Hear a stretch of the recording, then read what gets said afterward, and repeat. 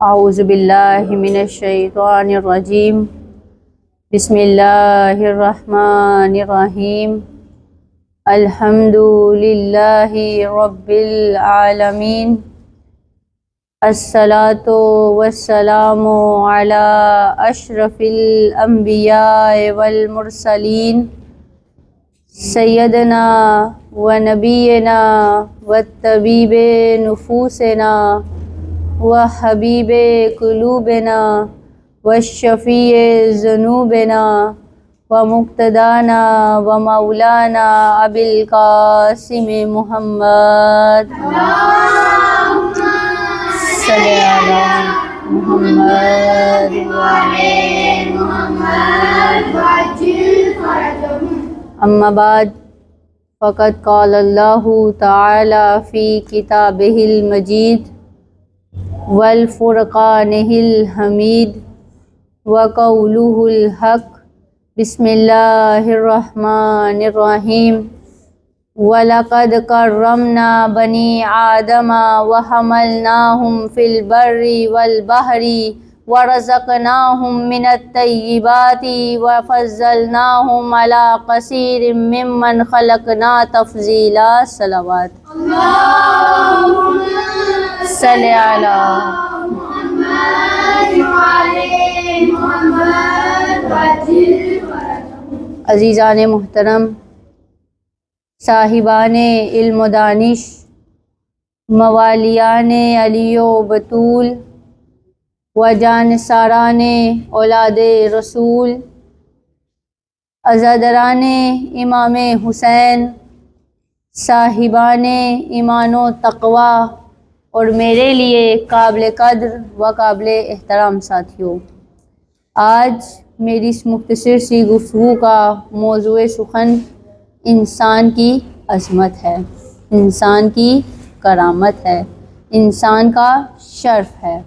اللہ تعالیٰ اپنی کتاب مقدس قرآن مجید کی سورہ بنی اسرائیل کی آیت نمبر 70 میں ارشاد فرماتا ہے، بسم اللہ الرحمن الرحیم وَلَقَدْ كَرَّمْنَا بَنِي آدَمَ وَحَمَلْنَاهُمْ فِي الْبَرِّ وَالْبَحْرِ وَرَزَقْنَاهُمْ مِنَ الطَّيِّبَاتِ وَفَضَّلْنَاهُمْ عَلَى كَثِيرٍ مِّمَّنْ خَلَقْنَا تَفْضِيلًا صلوات اللہم صلی علی محمد. پروردگار عالم ارشاد فرماتا ہے وَلَقَدْ كَرَّمْنَا بَنِي آدَم، کہ ہم نے انسان کو عزت بخشی ہے، ہم نے انسان کو کرامت بخشی ہے، ہم نے انسان کو شرف بخشا ہے، ہم نے انسان کو فضیلت بخشی ہے۔ وَلَقَدْ كَرَّمْنَا بَنِي آدَمَ، ہم نے انسان کو عزت بخشی ہے، وَحَمَلْنَاهُمْ فِي الْبَرِّ وَالْبَحْرِ، انسان کو عظمت یہ بخشی ہے کہ وہ اس زمین میں سفر کر سکتا ہے، انسان کو عظمت یہ بخشی ہے کہ وہ آسمان میں سفر کر سکتا ہے، انسان کو عظمت یہ بخشی ہے کہ وہ خشکی میں سفر کر سکتا ہے، انسان کو عظمت یہ بخشی ہے کہ وہ تری میں سفر کر سکتا ہے، اور انسان کو عظمت یہ بخشی ہے کہ وہ سمندر کی گہرائیوں میں بھی سفر کر سکتا ہے۔ پروردگار عالم فرماتا ہے وَلَقَدْ كَرَّمْنَا بَنِي آدَم، ہم نے بنی آدم کو کرامت بخشی ہے، ہم نے انسان کو عزت بخشی ہے۔ وَحَمَلْنَاهُمْ فِي الْبَرِّ وَالْبَحْرِ وَرَزَقْنَاهُمْ مِنَ الطَّيِّبَاتِ، اور ہم نے انسان کو پاکیزہ رزق عطا فرمایا۔ وَفَضَّلْنَاهُمْ عَلَى كَثِيرٍ مِّمَّنْ خَلَقْنَاهُ تَفْضِيلًا، معذرت، وَفَضَّلْنَاهُمْ عَلَى كَثِيرٍ مِّمَّنْ خَلَقْنَا تَفْضِيلًا، اور تمام مخلوقات میں سے انسان کو سب سے زیادہ فضیلت بخشی ہے، تمام مخلوقات میں سے انسان کو زیادہ اہمیت دی ہے، تمام مخلوقات میں سے انسان کو سب سے زیادہ کرامت بخشی ہے۔ دیکھیں یہاں غور کریں، تمام مخلوقات میں سے، اللہ کی تمام مخلوقات میں سے اگر کسی نے سب سے زیادہ خدا کی عبادت کی ہے تو وہ فرشتے ہیں، ایسے ہی ہے نا، تمام مخلوقات میں سے جو اللہ کی سب سے زیادہ عبادت کرتے ہیں وہ فرشتے ہیں، تمام فرشتے خدا کی عبادت کرتے ہیں، کوئی رکوع کی حالت میں ہے، کوئی قیام کی حالت میں ہے، کوئی قنوت کی حالت میں ہے، کوئی سجدے میں ہے، یعنی تمام فرشتے خدا کی عبادت کرتے ہیں اور ذرا بھی خدا کی نافرمانی نہیں ہوتی، لیکن پھر بھی پروردگار عالم فرماتا ہے وَلَقَدْ كَرَّمْنَا بَنِي آدم کہ ہم نے انسان کو فضیلت دی ہے، ہم نے انسان کو اہمیت دی ہے۔ اور یہی میرا آج کا موضوع ہے کہ اگرچہ انسان کو فرشتوں پر زیادہ فضیلت ہے، اگرچہ انسان کو فرشتوں پر زیادہ اہمیت ہے، اس کے بعد پروردگار عالم فرماتا ہے کہ وَرَزَقْنَاهُمْ کہ ہم نے انسان کو رزق عطا فرمایا۔ دیکھیں جانور انسان سے زیادہ رزق کھا جاتا ہے، بکری ہے وہ انسان سے زیادہ رزق کھا جاتی ہے، انسان سے زیادہ کھا جاتی ہے۔ سب سے پہلی بات کہ رزق میں جانور انسان سے زیادہ کھا جاتے ہیں، دوسری بات عبادت انسان سے زیادہ فرشتے کرتے ہیں، لیکن پھر بھی پروردگار عالم کہتا ہے کہ ہم نے انسان کو فضیلت دی ہے، ہم نے انسان کو اہمیت دی ہے، ہم نے انسان کو کرامت بخشی ہے۔ تو اس کی کیا وجہ ہے؟ اس کی کیا وجہ ہے کہ فرشتے خدا کی عبادت انسان سے زیادہ کرتے ہیں اور جانور انسان سے زیادہ رزق کھا جاتے ہیں؟ اس کی وجہ یہ ہے کہ پروردگار عالم فرماتا ہے وَرَزَقْنَاهُمْ مِنَ الطَّيِّبَاتِ کہ انسان جو رزق کھاتا ہے وہ پاکیزہ رزق کھاتا ہے، انسان کو جو ہم نے رزق عطا کیا وہ پاکیزہ رزق عطا فرمایا۔ بھینس چارہ کھاتی ہے، بھینس غذا کھاتی ہے، وہ یہ نہیں دیکھتی کہ اس کے مالک کی غذا ہے یا کسی غیر کی غذا ہے، اس کا جہاں منہ لگتا ہے وہ کھانا شروع کر دیتی ہے، وہ یہ نہیں دیکھتی کہ اس کے مالک نے لا کر رکھی ہے غذا یا کسی اور کی غذا ہے، اس کا جہاں دل کرتا ہے وہاں کھانا شروع کر دیتی ہے۔ لیکن انسان اگر 2 گھونٹ پانی بھی پیے یا روٹی کا ایک لقمہ بھی کھائے تو وہ یہ دیکھ کر کھاتا ہے کہ حلال کا کھا رہا ہوں یا حرام کا کھا رہا ہوں۔ نعرہ تکبیر، اللہ اکبر، نعرہ رسالت، یا رسول اللہ، نعرہ حیدری، یا علی، آواز بلند کر صلوات، اللہم صلی علی محمد محمد۔ اگرچہ اس کا رزق تھوڑا ہے لیکن پھر بھی وہ فضیلت پا جاتا ہے۔ اس کی کیا وجہ ہے؟ اس کی وجہ یہ ہے، اس کا سبب یہ ہے کہ امام زمانہ فرماتے ہیں، درود پڑھیں اللہم صلی علی محمد وعلی محمد۔ امام زمانہ فرماتے ہیں اللہم ارزقنا توفیق طاعہ کہ اے معبود مجھے اپنی اطاعت کا رزق عطا فرما۔ جانور کو چارے کا رزق ملتا ہے، بکری کو چارے کا رزق ملتا ہے، مرغی کو دانے کا رزق ملتا ہے، لیکن انسان کو ان تمام رزق کے علاوہ جو رزق ملتا ہے وہ یہ ہے کہ اللہم ارزقنا توفیق طاعہ، وہ پروردگار عالم کی اطاعت کا رزق ہے، وہ پروردگار عالم کی بندگی کا رزق ہے، وہ پروردگار عالم کی عبادت کا رزق ہے، پروردگار عالم کی اطاعت کا رزق ہے۔ درود پڑھے محمد والے محمد پر۔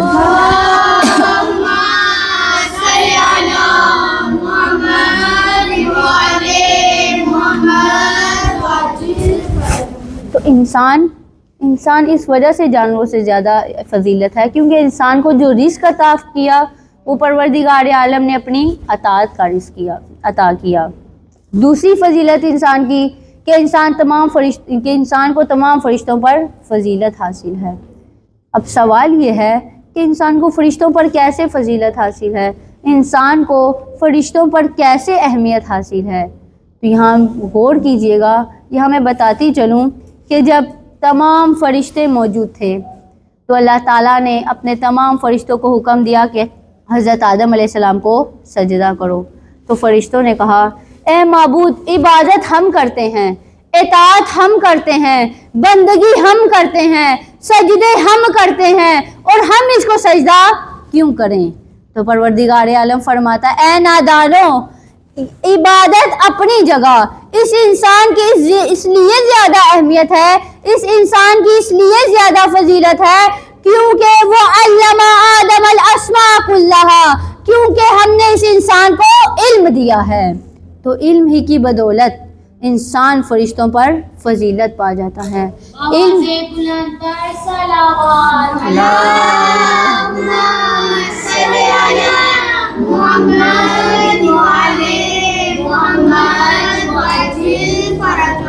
علم ہی کی بدولت انسان فرشتوں پر اہمیت پا جاتا ہے۔ علم ہی کی وجہ سے انسان حضرت آدم علیہ السلام کو تمام فرشتوں نے جھک کر سجدہ کیا، اور اسی طرح رسول پاک صلی اللہ علیہ وآلہ وسلم اللہم صلی علی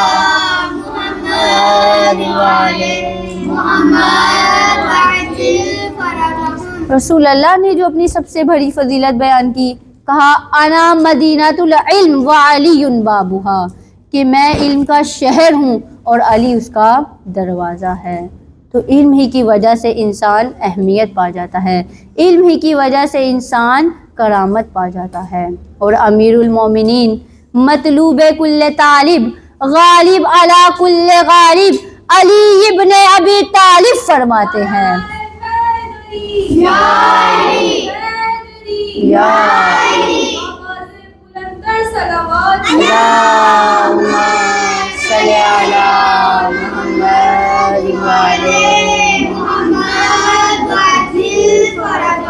امیر المومنین فرماتے ہیں رضینا قسمت الجبار، ہم پروردگار عالم کی اس تقسیم پر راضی ہیں۔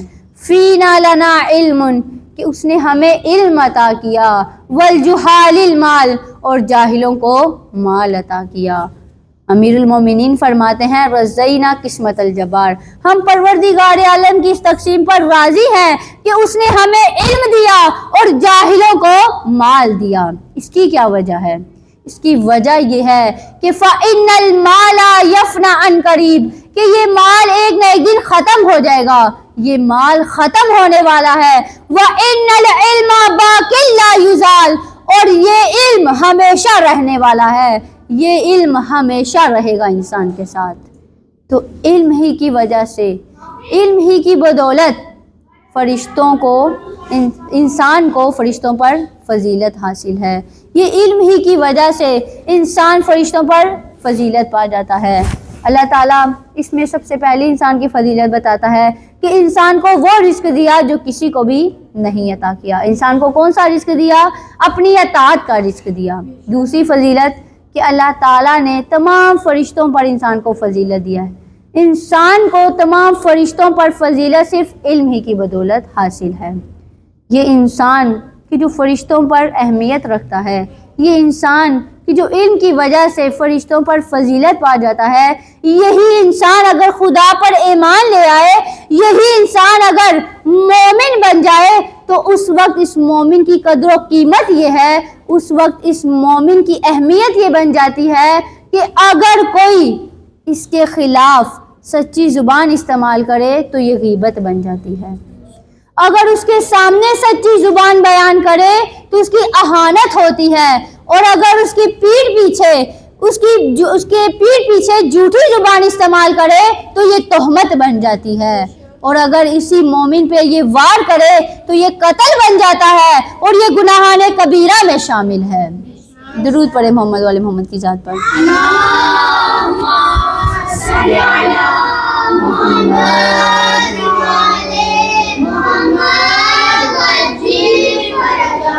انسان کی اتنی زیادہ ویلیو ہے، انسان کی اتنی زیادہ اہمیت ہے کہ اللہ تعالیٰ گوارا نہیں کرتا کہ کوئی بھی کسی انسان کو نقصان پہنچائے، کوئی بھی کسی بھی مومن کو نقصان پہنچائے۔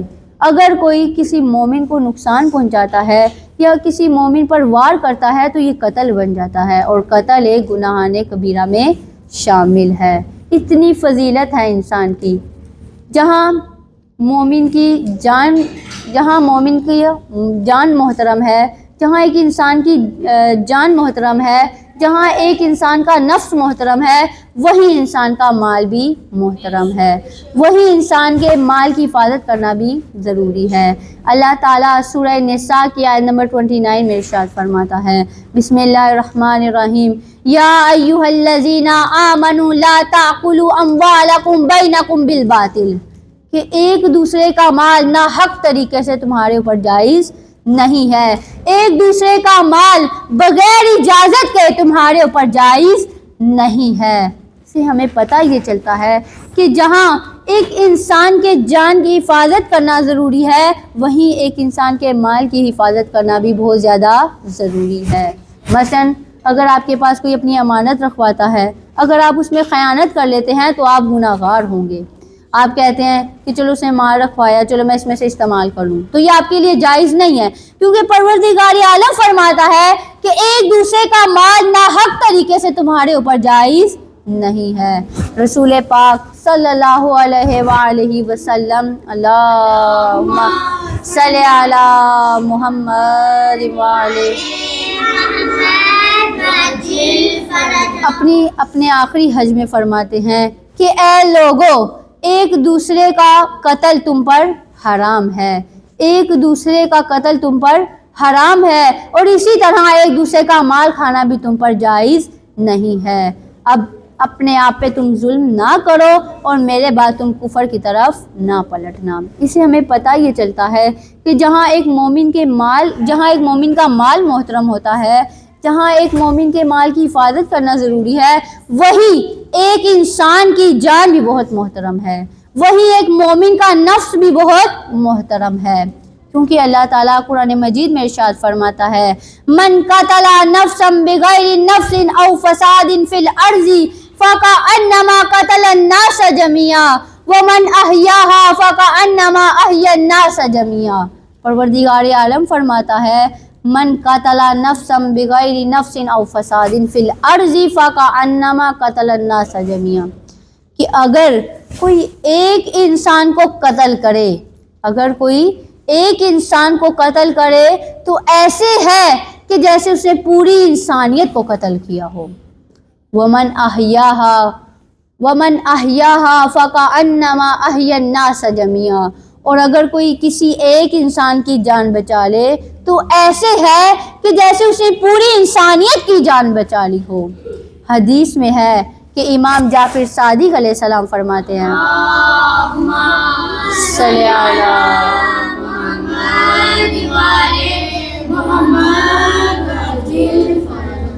امام جعفر صادق علیہ السلام فرماتے ہیں کہ اگر کوئی ایک شخص کو گمراہی سے بچا لے، یعنی ہدایت دے دے، تو ایسے ہے کہ جیسے اس نے پوری انسانیت کو ہی ہدایت دے دی ہو، اور اگر کوئی کسی ایک انسان کو گمراہ کر دے تو ایسے ہے کہ جیسے اس نے پوری انسانیت کو ہی گمراہ کر دیا ہو.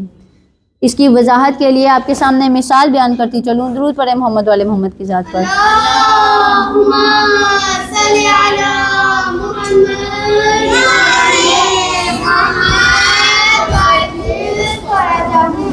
حدیث میں ہے کہ اگر کوئی کسی ایک انسان کو گمراہی سے بچا لے تو ایسے ہے کہ جیسے اس نے پوری انسانیت کو گمراہی سے بچا لیا ہو. اس کی مثال ایسے ہے کہ جیسے ہم پردہ کرتے ہیں، ہم کسی کو دیکھتے ہیں بے حجاب، ہم اس کو کہتے ہیں کہ پردہ کرنا واجب ہے. ہم کسی بہن کو دیکھتے ہیں، کسی مومنہ کو دیکھتے ہیں کہ وہ بے پردہ ہے، ہم اس کو جا کے کہتے ہیں کہ پردہ کرنا ہم پر واجب ہے اور یہ شرعی حکم ہے. تو اگر وہ ہمارے کہنے پہ پردہ کرنا شروع کر دیتی ہے تو اس کی مثال ایسے ہی ہے کہ جیسے ہم نے پوری جتنی خواتین جو بے پردہ ہیں کہ ہم نے ان سب کو راہ راست پر لے آئے ہوں، ایسے ہے. اور اسی طرح اگر ہم کسی شادی بیاہ میں جائیں تو وہاں ہماری کزنیں ہوں یا کوئی اور ہو تو ہم اس کو کہتے لو شادی ہے، شادی میں بھی آپ نے حجاب پہنا ہوا ہے، آپ لو شادی میں تو سارے اتنا تیار ہوئے ہوئے ہیں، آپ حجاب پہن کے جو ہے وہ شادی میں آئی ہوئی ہو. تو ایسے اگر وہ ہمارے کہنے پہ حجاب اتار دیتی ہے، یا وہ کہیں بازار میں جاتے ہوئے کہتی ہے، ہم کہیں کہ لو اب آپ باہر جاتے ہوئے حجاب پہنو گی اتنی بری لگو گی، تو وہ ہمارے کہنے پہ اگر حجاب اتار دیتی ہے تو ہم اس کو گمراہ کر رہے ہیں. ایسے ہی ہے نا، ہم اسے گمراہ کر رہے ہیں. تو ایسے ہے کہ جیسے ہم نے ساری انسانیت کو ہی گمراہ کیا ہو. یہاں میں بتاتی چلوں کہ حدیث میں امام جعفر صادق علیہ السلام فرماتے ہیں صلی علی محمد وعلی محمد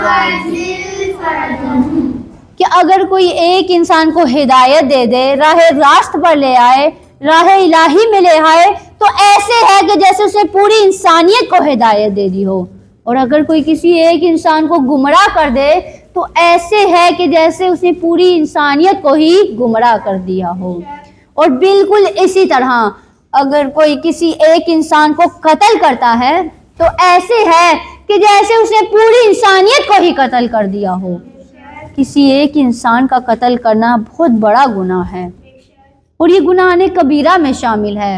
اگر کوئی کسی ایک انسان کو قتل کر دیتا ہے تو قرآن میں اس کا صاف صاف عذاب کا وعدہ دیا ہے.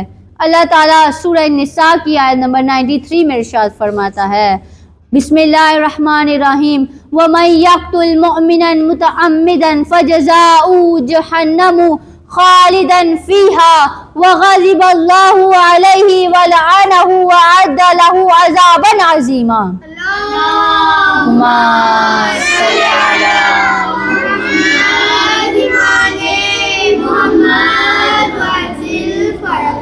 اللہ تعالیٰ فرماتا ہے وَمَن يَقْتُلْ مُؤْمِنًا مُتَعَمِّدًا فَجَزَاؤُهُ جَهَنَّمُ کہ اگر کوئی کسی ایک مومن کو جان بوجھ کر قتل کر دے، اگر کوئی کسی ایک مومن کو قتل کر دے تو اس کی سزا جہنم ہے. دیکھیں اسلام میں سب سے پہلے مومن کی جان کی بہت زیادہ اہمیت ہے. سب سے پہلے مومن کا نفس بہت زیادہ محترم ہے، اس کے بعد باقی انسانوں کی جان بہت زیادہ اہمیت رکھتی ہے. اگر کوئی کسی ایک مومن کو قتل کرتا ہے تو اللہ تعالیٰ نے اس کے لیے جہنم کا عذاب رکھا ہے.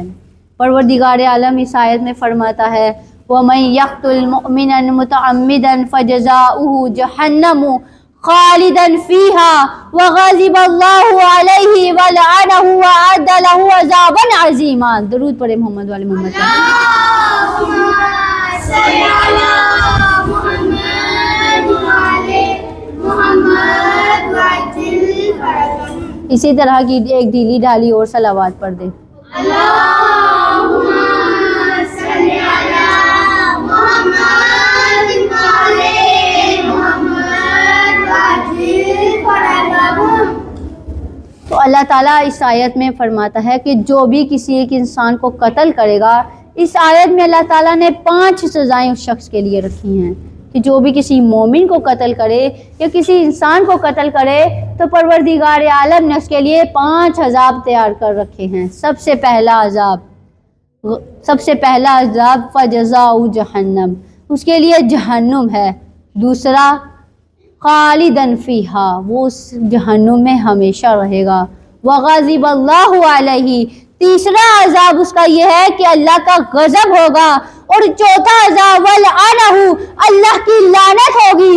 اور 5واں عذاب وعد لہ عذابا عظیما، اس کے لیے بہت بڑا عذاب تیار رکھا ہے. نعرہ حیدری یا علی، حیدری یا علی، نعرہ حیدری یا علی، آوازیں بلند کر صلوات. اللہم صل علی محمد وعلی محمد وعجل فرجهم. اپنی اپنی دعاؤں کی قبولیت کے لیے بر محمد والے محمد صلوات. اللہم صل علی محمد وعلی محمد وعجل فرجهم. اللہ تعالیٰ نے اس آیت میں فرمایا کہ جو بھی کسی شخص کو قتل کرے یا کسی مومن کو قتل کرے تو اس کے لیے 5 عذاب ہیں. سب سے پہلا جہنم، فجزاؤ جہنم، جہنم میں رہے گا. خالداً فیہا، اور ہمیشہ کے لیے رہے گا. وغضب اللہ علیہ، تیسرا عذاب کہ اس پر اللہ کا غضب ہوگا. چوتھا ولعنہ، اور اللہ کی لعنت ہوگی. اور 5واں وعد لہ عذابا عظیما، اس کے لیے بہت بڑا عذاب تیار رکھا ہے. اس آیت سے ہمیں پتہ یہ چلتا ہے کہ جو بھی کسی مومن کو جان بوجھ کر قتل کرے یا کسی انسان کو قتل کرے گا اس کے لیے 5 عذاب ہیں، 5 سزائیں ہیں. اور یہاں میں آپ سب کی بہت زیادہ توجہ کی طلبگار ہوں. یہاں تھوڑا سا آمادہ ہو کر سنیے گا، توجہ کیجیے گا. یہاں میں ایک بات بتاتی چلوں کہ بہت ضروری بات ہے. وہ بات یہ ہے کہ جہاں قاتل پر اللہ کا عذاب ہوگا، جہاں قاتل گناہ گار ہوگا، وہی قاتل کی مدد کرنے والا بھی گناہ گار ہوگا اور اسے بھی سزا ملے گی. جو بھی قتل پر خاموش رہے گا، قتل پر راضی رہے گا یا قتل میں شریک ہوگا، اس کے لیے اللہ کا عذاب ہے۔ امام باقر علیہ السلام فرماتے ہیں اللہ صلی علی محمد وعلی محمد۔ امام باقر علیہ السلام فرماتے ہیں کہ جو بھی کسی کے قتل میں مدد کرے، فقط وہ ایک لفظ کی ہی مدد کیوں نہ ہو، یعنی وہ زبان سے ایک لفظ کہے اور اس سے قاتل کی اگر مدد ہوتی ہو تو وہ بھی عذاب کا مستحق ہے، وہ بھی قاتل کے ساتھ برابر کا شریک ہے۔ اسی طرح امام رضا علیہ السلام فرماتے ہیں اللہم صلی علی محمد وعلی محمد، کہ چاہے کسی ایک شخص کا قتل زمین کے مشرقی حصے میں ہو، یعنی ایک انسان مشرقی حصے میں مارا جائے اور وہ شخص جو مغربی حصے میں رہتا ہے وہ اس کے قتل پر راضی ہے، تو خدا کے نزدیک وہ بھی عذاب کا مستحق ہے، اس پر بھی عذاب الہی ہوگا۔ تو میری بہنوں، صرف قاتل گناہگار نہیں ہوگا بلکہ قاتل کی مدد کرنے والا بھی گناہگار ہوگا۔ اسی طرح قتل پر خاموش رہنے والا اور قتل پر راضی رہنے والا بھی مستحق ہوگا عذاب کا، وہ بھی قتل میں برابر کا شریک ہوگا۔ جس طرح ہم زیارت عاشوراء میں پڑھتے ہیں، آپ سب ماشاءاللہ سے پڑھتے ہیں زیارت عاشوراء، میرے ساتھ مل کے یہ پڑھیے گا، ہم لعنت کرتے ہیں ظالموں پہ، ہم لعنت کرتے ہیں قتل کرنے والوں پہ جنہوں نے امام حسین کو قتل کیا۔ تو آپ میرے ساتھ مل کے یہ زیارت عاشوراء کے چند الفاظ ہیں، میرے ساتھ مل کے پڑھیے گا۔ ہم کیا لعنت کرتے ہیں؟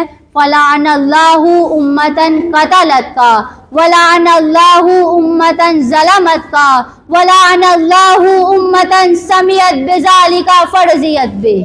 ہم لعنت یہ کرتے ہیں فَلَعَنَ اللَّهُ أُمَّةً قَتَلَتْكَ، کہ اللہ کی لعنت ہو اس گروہ پر جس نے آپ کو قتل کیا، وَلَعَنَ اللَّهُ أُمَّةً ظَلَمَتْكَ، اور اس گروہ پر اللہ کی لعنت ہو جس نے آپ پر ظلم کیا، وَلَعَنَ اللَّهُ أُمَّةً سَمِعَتْ بِذَلِكَ فَرَضِيَتْ بِهِ، اور اللہ کی لعنت ہو اس گروہ پر کہ جس نے آپ کے قتل کا سنا اور خاموش رہی۔ لعنت ہو ان تمام گروہ پر جنہوں نے آپ کو قتل کیا، آپ پر ظلم کیا اور آپ کے قتل کا سن کر خاموش رہے۔ ہم زیارت عاشوراء میں ان تین گروہ پر لعنت بھیجتے ہیں، جنہوں نے امام حسین علیہ السلام کو قتل کیا، امام پر ظلم کیا اور امام کے قتل کا سن کر بے حس بن کر خاموشی سے بیٹھے رہے۔ یہ تینوں گروہ پر خدا کی لعنت ہے۔ اب یہاں میں بتاتی چلوں کہ قاتل صرف گناہگار نہیں ہے، ہم زیارت عاشوراء میں پڑھتے ہیں، اسے میں پتہ ہی چلتا کہ صرف قاتل پر خدا کی لعنت نہیں ہے، صرف قاتل پر خدا کا عذاب نہیں ہوگا، بلکہ جو قتل میں شریک ہے، جو قتل پر خاموش ہے، رضامند ہے، وہ بھی اللہ کے عذاب کا حقدار ہے۔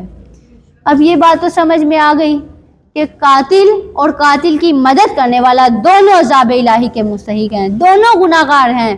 لیکن عزیزان محترم، یہاں ایک بات ہے کہ میں آپ کے سامنے جو ہے وہ واضح کرتی چلوں۔ ایک سوال پیدا ہوتا ہے کہ کیا وجہ ہے کہ جو قتل پر خاموش ہے وہ تو کچھ بول ہی نہیں رہا، اس کی تو کسی طرح سے مدد نہیں ہو رہی، وہ تو خاموشی سے اپنے گھر میں بیٹھا ہوا ہے۔ اب سوال یہ کہ خاموش رہنے والا گناہگار کیوں ہے، اس پہ عذاب الہی کیوں آئے گا؟ ہم کہہ رہے ہیں نا زیارت عاشوراء میں کہ جس نے قتل کیا وہ بھی گناہگار ہے، جس نے ظلم کیا وہ بھی گناہگار ہے، اور جو قتل پر خاموش ہے وہ بھی گناہگار ہے۔ اب سوال یہ ہے کہ جو خاموش ہے وہ گناہگار کیوں ہے؟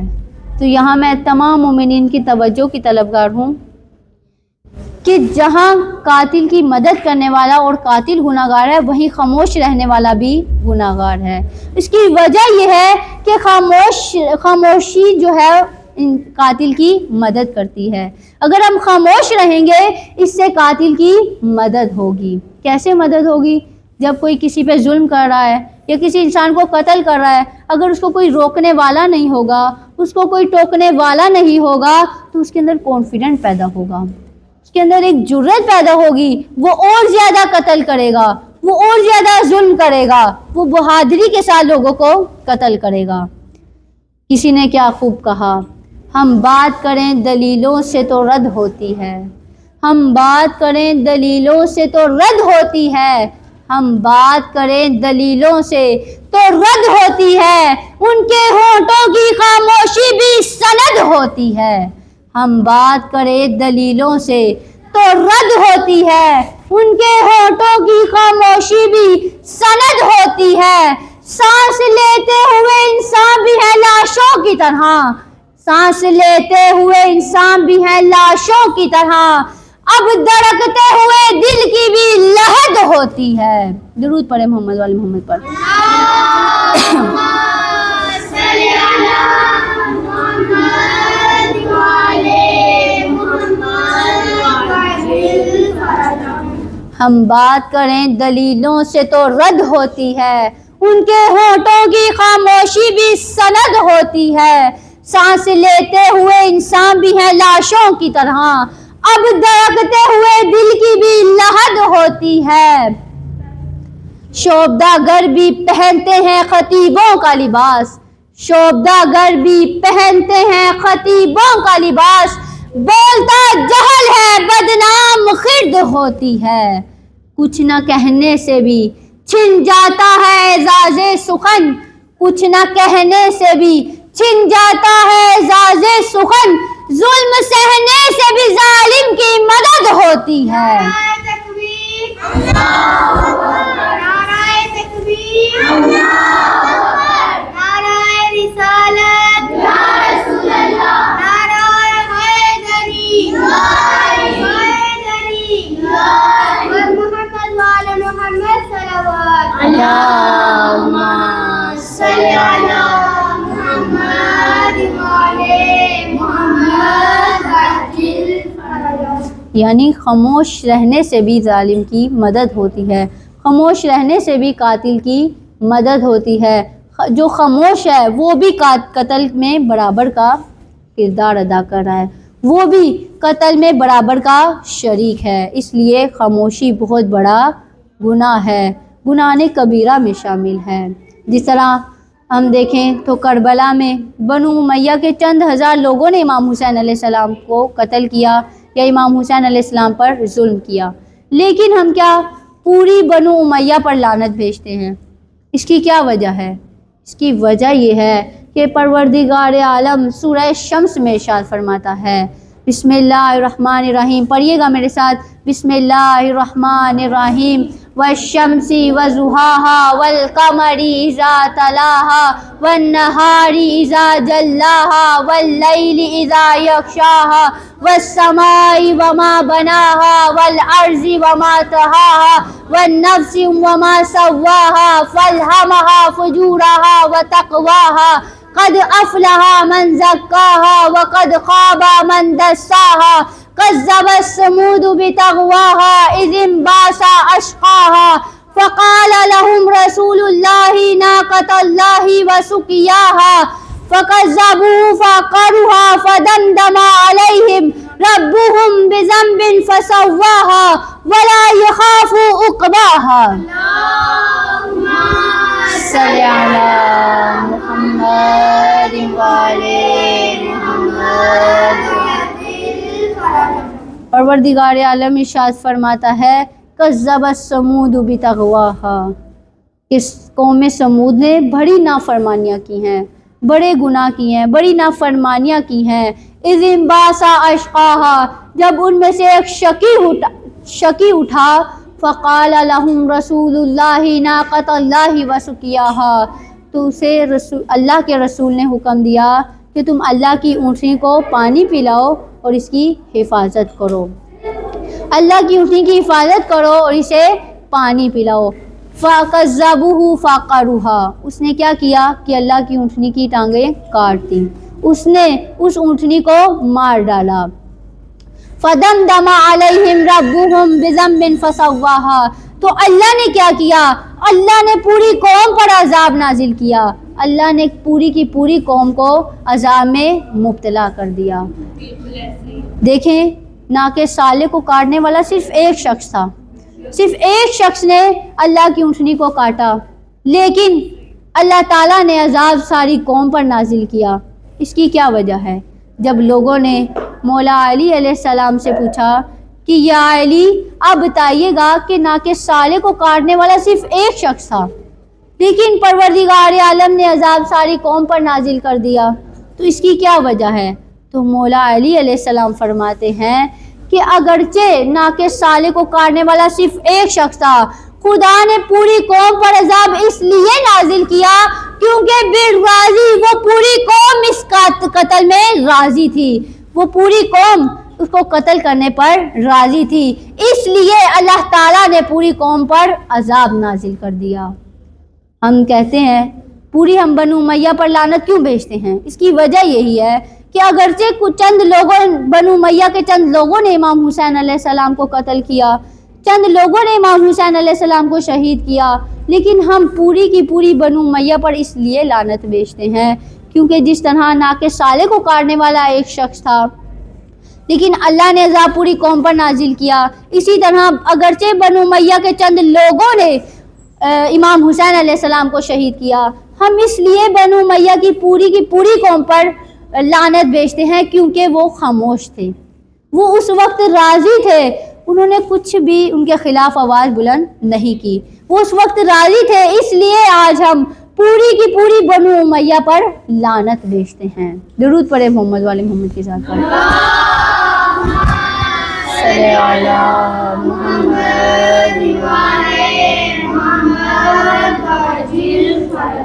اسی طرح اگر ہم آج کے دور کی بات کریں، تو آج کے دور میں فلسطینیوں پر ظلم ہو رہا ہے، فلسطین کے مسلمانوں پر ظلم ہو رہا ہے، 1 سال گزر گیا ہے، ابھی تک ظلم و ستم جاری ہے۔ اس کی کیا وجہ ہے؟ یہ ظلم کیوں نہیں رک رہا؟ ظالم کیوں ظلم کر رہا ہے؟ اس کی کیا وجہ ہے؟ اس کی وجہ یہ ہے کہ آج پوری امت مسلمہ خاموش ہے، آج پوری کی پوری امت مسلمہ خاموشی سے اپنے گھروں میں بیٹھی ہوئی ہے، لیکن فلسطین کے مسلمانوں پر ظلم و ستم ہو رہے ہیں۔ 40,000 سے زیادہ مسلمان فلسطین میں شہید ہو گئے، 16,000 سے زائد بچے شہید ہو گئے، 7,000 سے زائد خواتین شہید ہو گئی، لیکن کوئی بھی اس ظلم کے خلاف نہیں آواز بلند کر رہا۔ آج ساری امت مسلمہ خاموشی سے گھروں میں بیٹھی ہے، کوئی بھی ظالم کے خلاف آواز نہیں بلند کر رہا۔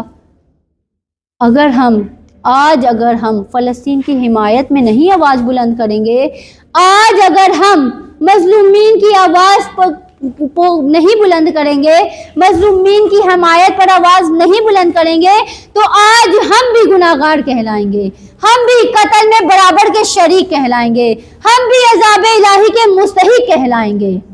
اگر آج ہم مظلومین کی حمایت نہیں کریں گے، اگر آج ہم بھی کوفہ والوں کی طرح اپنے گھروں میں بیٹھ جائیں گے، آج اگر ہم کوفہ والوں کی طرح خاموشی سے اپنے گھروں میں بیٹھ جائیں گے، تو آج ہم بھی کوفی بن جائیں گے، کیونکہ آج کی کربلا فلسطین ہے۔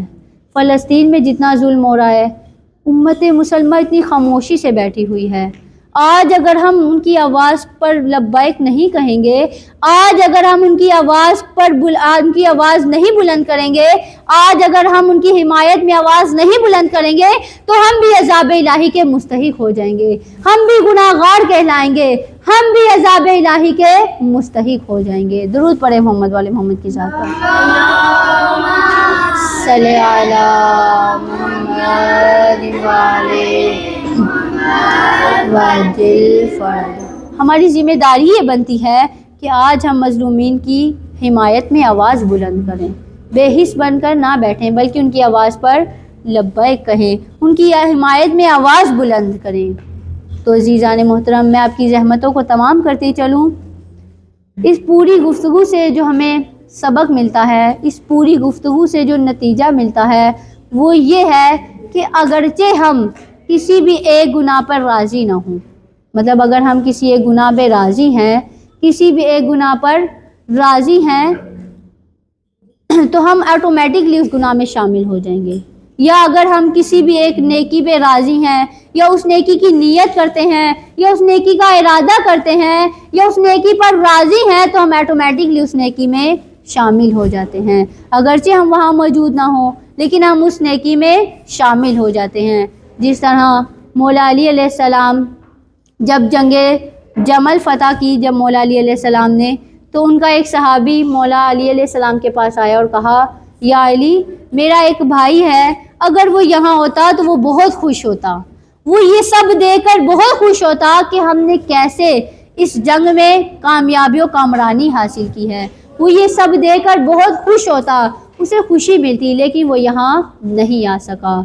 उसके बाद मजबूरी की वजह से वो यहाँ नहीं आ सका।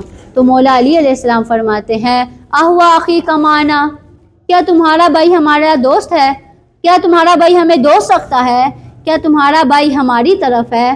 तो उस सहाबी ने कहा, या अली नाम, जी बिल्कुल, वो आपको दोस्त रखता है और वो आना भी चाहता था, लेकिन वो बाद वजूहात की वजह से नहीं आ सका।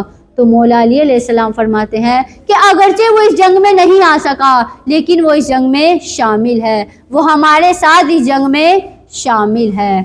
इससे हमें पता ये चलता है कि अगरचे हम किसी भी नेकी को करने में शामिल ना हो, मतलब अगर हम किसी अच्छे काम में या किसी नेक काम को करने पे राज़ी हैं, यानी कोई कर रहा है और हम राज़ी हैं कि वो उससे बहुत अच्छा काम कर रहा है, वो बहुत अच्छा कर रहा है, अगरचे हम उस नेकी में शामिल नहीं हैं, लेकिन हम उस नेकी में शामिल हो जाते हैं। अगरचे हम वहाँ मौजूद नहीं हैं, लेकिन हम उस नेकी में शामिल हो जाते हैं। इसी तरह अगर कहीं जुल्म हो रहा है, कोई गुनाह कर रहा है, कोई कत्ल कर रहा है और हम उस पर राज़ी हैं, और अगरचे हम वहाँ मौजूद नहीं हैं, अगरचे हम उसकी मदद नहीं कर रहे, लेकिन सिर्फ और सिर्फ हम राज़ी हैं, तो हम उस गुनाह में शामिल हैं, हम उस कत्ल में शामिल हैं, उस गुनाह में शामिल हैं। इसी तरह यानी तमाम, अगर हम अच्छे काम की नियत करें तो हम ऑटोमेटिकली उस अच्छे काम में शामिल हो जाते हैं। जिस तरह रसूलुल्लाह फरमाते हैं, इन्नमल आमालु बिन्नियात, कि अमलों का दारो मदार नीयतों पर है, यानी नीयत ही की बदौलत इंसान अच्छाई में भी शामिल हो जाता है और नीयत ही की बदौलत इंसान बुराई में शामिल हो जाता है। इसलिए हमें चाहिए कि जहाँ कहीं भी अच्छा काम हो रहा है, जहाँ कहीं भी खैर का काम हो रहा है, जहाँ कहीं भी नेक और साले काम हो रहा है, वहाँ हमें राज़ी होना चाहिए। तो हम अगरचे वहाँ मौजूद ना हो, लेकिन हम उसमें शामिल हो जाएंगे। और इसी तरह अगर कहीं भी जुल्म हो रहा हो, अगर कहीं भी गुनाह हो रहा हो, हमें उसके खिलाफ आवाज़ बुलंद करनी चाहिए, क्योंकि कहीं ऐसा ना हो कि हम भी उस गुनाह में शामिल हो जाएं, हम भी उस जुल्म में शामिल हो जाएं। तो हमारी ज़िम्मेदारी ये बनती है कि जहाँ कहीं भी अच्छा काम हो, हमें उस पर राज़ी होना चाहिए, और जहाँ कहीं भी बुरा काम हो, जहाँ कहीं भी गुनाह हो रहा हो, हमें उसके खिलाफ आवाज़ बुलंद करनी चाहिए। दरूद पढ़े मोहम्मद वाले मोहम्मद की ज़ात पर।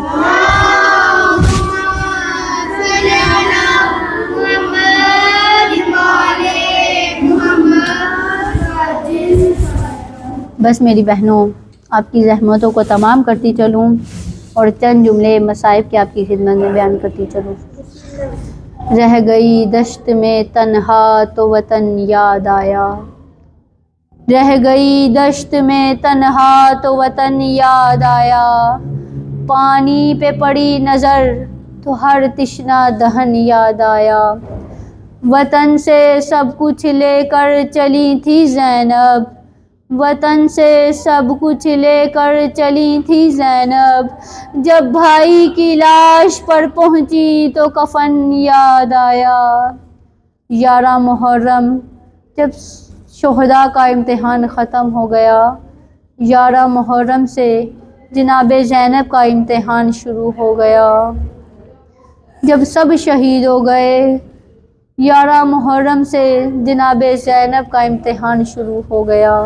11 मुहर्रम जब जनाब ज़ैनब भाई की लाश पर पहुंची तो भाई की लाश को बेगौरो कफन देखा, भाई के लाशे को घोड़ों की टापों से पामाल देखा, भाई का वो लाशा देखा जो कोई बहन नहीं देख सकती।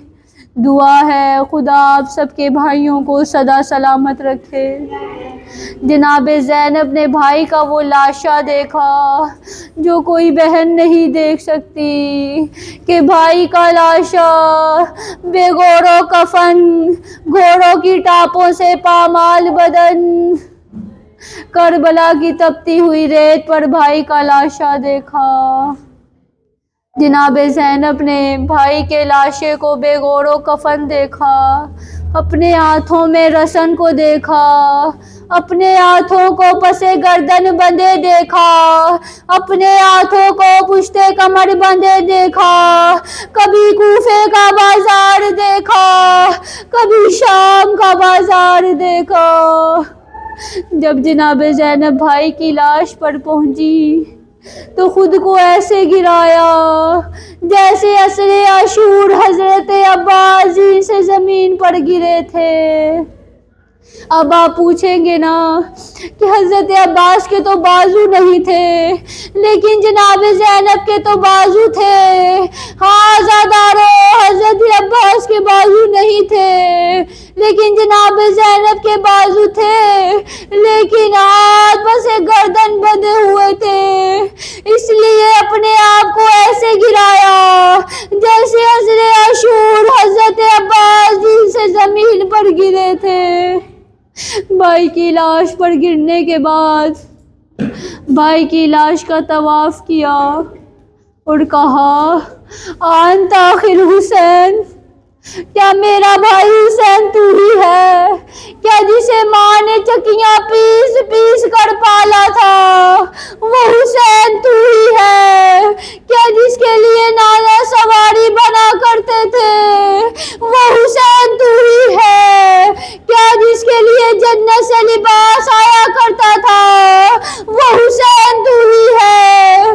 کیا جس کا جھولا جبریل جھلایا کرتے تھے وہ حسین تو ہی ہے؟ تاریخ یہ کہتی ہے، یہ جملے کہنے کے بعد جناب زینب نے اپنے بندھے ہوئے ہاتھوں سے اپنے بھائی کی لاش کو اٹھایا، ایک مرتبہ اپنے بھائی کی لاش کو غور سے دیکھا۔ جب بھائی کے لاشے پہ کوئی بھی اعضاء سالم نظر نہ آئے، جب کوئی بھی جگہ سالم نظر نہ آئی تو بھائی کی خشک اور کٹی ہوئی رگوں پر بوسہ دیا۔ تاریخ یہ کہتی ہے کہ جناب زینب نے ایک نوحہ پڑھا، ایک مرثیہ پڑھا۔ کیسے پڑھا؟ بصوت حزین و قلب کئیب، کپکپاتی ہوئی آواز کے ساتھ، ٹوٹے ہوئے دل کے ساتھ، روتی ہوئی آنکھوں کے ساتھ ایک نوحہ پڑھا، ایک مرثیہ پڑھا۔ عزادارو، آپ نے خطیبوں کی زبان سے تو مرثیے سنے ہوں گے، آپ نے شاعروں کی زبان سے تو نوحے سنے ہوں گے۔ آج ایک دکھی بہن کے مصائب سنے، آج ایک دکھی بہن کے زبان سے مرثیے سنے۔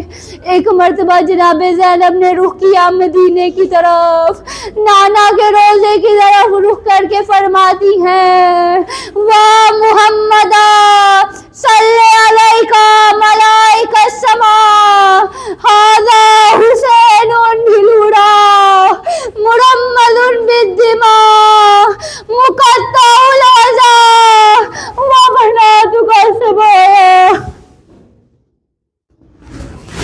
رخ کر کے فرماتی ہے، واہ محمد صلی علیکہ ملائکہ السماء، اے نانا آپ پر تو آسمان کے ملائکہ درود پڑھتے ہیں، آپ پر تو فرشتے درود پڑھتے ہیں۔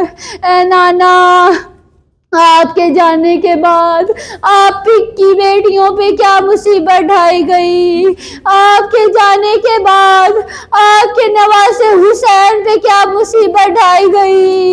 ھذا حسین بلورا، کربلا کی تپتی ہوئی ریت پر ننگے آسمان کے نیچے بے غور و کفن، گھوڑوں کی ٹاپوں سے پامال بدن، کٹے ہوئے سر کے ساتھ آپ کے نواسے حسین کا لاشا پڑا ہے۔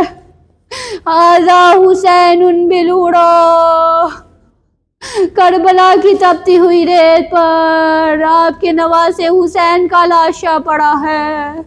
اے نانا آپ پوچھیں گے نا کہ حسین کو غسل کیسے دیا گیا؟ مرمل بالدماء، اے نانا حسین کو پانی کے ساتھ نہیں بلکہ حسین کو حسین کے خون کے ساتھ ہی غسل دیا گیا۔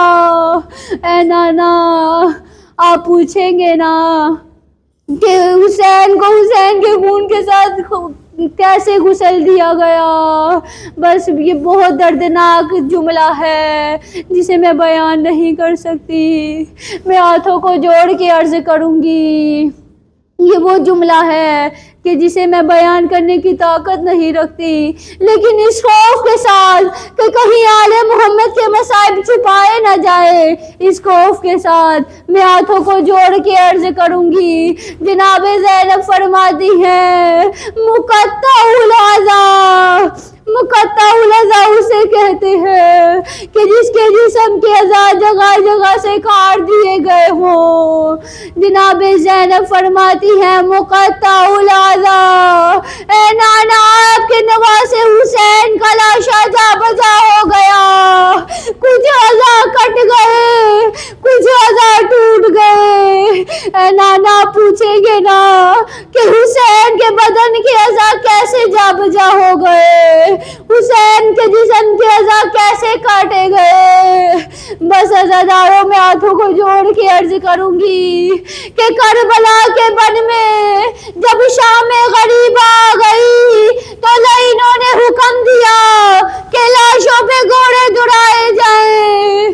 ہر کوئی قبیلے والا آتا، اپنے قبیلے والے کا لاشا اٹھا کر لے جاتے. ہر کے قبیلے والے آئے، ہر کا لاشا لے گئے. حبیب کے قبیلے والے آئے، حبیب کا لاشا لے گئے. کہا ہم حبیب کی لاش پہ گھوڑے نہیں دوڑانے دیں گے. اے نانا تنہا تیرے حسین کا لاشا رہ گیا کہ جس کی پامالی کے لیے 10 گھوڑے معین کیے گئے. مجھے معاف کیجیے گا، 5 گھوڑے مشرق کی جانب کھڑے کیے گئے، 5 گھوڑے مغرب کی جانب کھڑے کیے گئے. میں ہاتھوں کو جوڑ کے عرض کروں گی کہ مشرق کے گھوڑے مغرب کی طرف دوڑائے گئے، مغرب کے گھوڑے مشرق کی جانب دوڑائے گئے، اور درمیان میں فقط لاشا تیرے حسین کا تھا. وہ لائن کہ جس نے امام حسین کی لاش پہ گھوڑے دوڑائے تھے، وہ عمر سعد لائن کے پاس آیا اور کہا ہے عمر سعد مجھے سب سے بڑا انعام دینا. عمر سعد نے کہا ہے لائن تو نے کیا کام کیا ہے؟ کہا میں نے بہت بڑا کام کیا ہے. کہا تو نے کیا کام کیا ہے؟ کہا میں نے حسین کی لاش پہ اتنے گھوڑے دوڑائے کہ حسین کے جسم کے اعضاء سالم نہ رہے. یہی وجہ ہے کہ جناب زینب کو کہنا پڑا مقطع العزا، اے نانا آپ کے نواسے حسین کا لاشا جا بجا ہو گیا. اب بس ایک آخری جملہ جناب زینب فرماتی ہیں وَبَنَاتُكَ سَبَايَا، اے نانا آپ کے جانے کے بعد آپ کی بیٹیوں کو قیدی بنایا گیا. اے نانا آپ کے جانے کے بعد آپ کی بیٹیوں کو دیار سے دیار پھرایا گیا. اے نانا آپ کے جانے کے بعد آپ کی بیٹیوں کے ہاتھ سے گردن باندھے گئے. اے نانا کبھی کوفے کے بازار میں لے جائی جاتی ہے، کبھی شام کے بازار میں لے جائی جاتی ہے، کبھی شرابیوں کے دربار میں لے جائی جاتی ہے. بس یہی وجہ ہے کہ جس کی وجہ سے جناب زین العابدین کو کہنا پڑا. یہ وہی منظر ہے جسے جناب زین العابدین برداشت نہ کر سکے اور کہا اے کاش میری ماں مجھے جنم نہ دیتی کہ یہ میں منظر اپنی آنکھوں سے دیکھتا کہ مجھے شام کے دربار میں ایسے گھسیٹا جا رہا ہے جیسے حبشی غلام کو گھسیٹا جاتا ہے. اللہ لعنت اللہ علی قوم الظالمین. انہی روتی ہوئی آنکھوں سے دعا کریں پروردگار بنت پیغمبر کا واسطہ، ام البنین زوجہ حیدر کا واسطہ، زہرا کی بیٹیوں کے کھلے سر کا واسطہ، اور جو کربلا میں لٹ گیا اس گھر کا واسطہ. پروردگارا تجھے واسطہ تیری بلند و بالا صفات کا، تجھے واسطہ تیری اولیاء کی عصمت کا، تجھے واسطہ تیری انبیاء کے نور کا۔ پروردگارہ محمد والے محمد کے صدقے جو بہنیں یہاں موجود ہیں، پروردگارہ ان کی جھولیوں کو خالی نہ پلٹانا۔ پروردگارہ تجھے واسطہ محمد والے محمد کا، جو یہاں حاجت لے کر آئی ہیں، پروردگار ان کی تمام جائز حاجات کو پورا فرما۔ پروردگارہ تجھے واسطہ محمد والے محمد کا، جو بے گھر ہیں، مولا علی کی جاگیر کے صدقے میں انہیں اپنے اپنے گھر عطا فرما۔ پروردگارہ تجھے واسطہ محمد والے محمد کا، جو بے اولاد ہے، جناب علی اصغر کے صدقے میں انہیں نیک اور صالح اولاد عطا فرما۔ پروردگارہ تجھے واسطہ محمد والے محمد کا، جو بیمار ہیں، بیمار کربلا کے صدقے میں انہیں شفائے کاملہ و عاجلہ عطا فرما۔ پروردگارہ تجھے واسطہ محمد والے محمد کا، ہمیں حقیقی معنوں میں دین کی تعلیم حاصل کرنے کی توفیق عطا فرما۔ پروردگارہ تجھے واسطہ محمد والے محمد کا، ہمیں حقیقی حجاب زہرا اپنانے کی توفیق عطا فرما۔